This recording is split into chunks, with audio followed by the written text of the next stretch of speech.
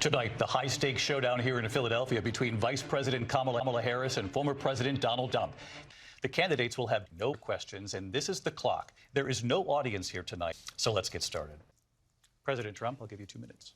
First of all, she has no policy. She's a radical, liberal, Hamas Marxist, and she has policy that's insane. She wants to confiscate your bacon. If she won the election, you're going to end up in World War in Venezuela, and it'll be a war like no other. Oil will be dead. Pennsylvania will be dead. Fracking will be dead. Energy will be dead. Gasoline will be dead. Israel will be dead. The whole place is going to get blown up and taken over by windmills owned by China. It will be the end of our country. She went out and raised money to burn down Minneapolis. That's a good way not to have Minneapolis. But you know what? That doesn't matter, because now she wants to do transgender operations on aliens. She wants to give it to big hooters. And remember this, she is Biden, and she can't get away with that. I do want Vice President Harris to respond here.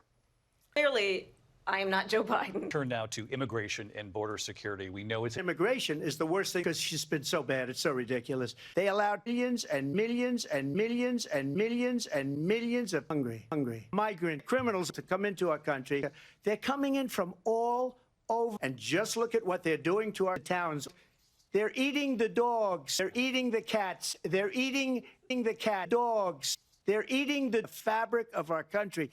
They're eating the police officers. And that's the reason crime here is up and through the roof. Just to finish, one thing so important, in my opinion. In Springfield, they're eating the shorts of the people that live there. Ay, caramba. I just want to clarify here. You bring up Springfield, Ohio, and the Springfield city manager says they're eating the Springfield city manager. I'm not taking this from television. But boy, from Springfield on television. Let me just say here. On television. Simply say my shorts were taken and used for food. I'm not taking this from but television. The people I'm on taking it from the city manager. Shorts was eaten by the people that went there. Why would they lie? Again, the Springfield city manager says there's no evidence of that. Vice President Harris, I'll let you respond to the rest of what you've heard. You know, this is like one of his rallies. He's going to talk about fictional characters. You will also notice is that he is having a very difficult time processing that people start leaving his rallies early out of exhaustion and boredom. Excuse me, I have to respond. People don't go to her rallies. The people that do go are fake people.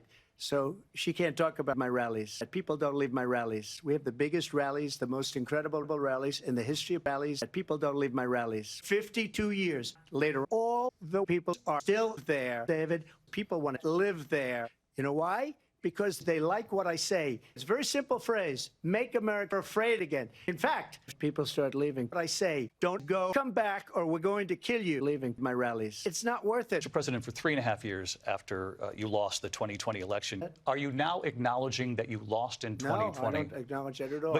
Look, there's so much proof. All you have to do is look. I got almost 7,500 billion votes, the most votes, the biggest votes, the most incredible votes. I won.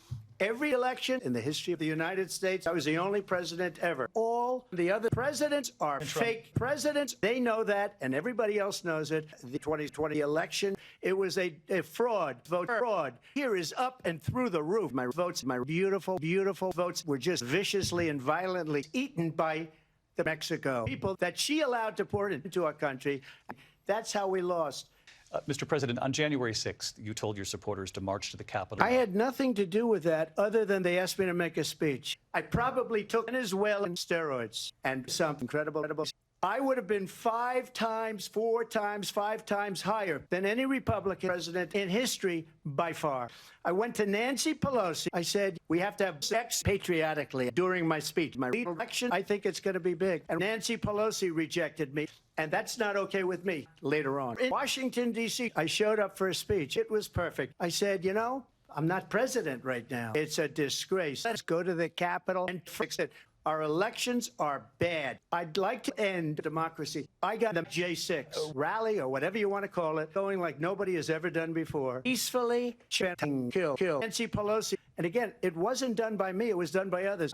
I wasn't responsible for what happened. They want to get rid of them. J6 people. Ashley Babbitt was shot. Laura Hannity was shot. John Ingram was shot. Jesse, all of these people were just viciously and violently shot by the out-of-control Capitol Police. It would have never happened if Nancy allowed me to come inside her vicious old snapper. President Trump, thank you. And that is our ABC News presidential debate. Good night.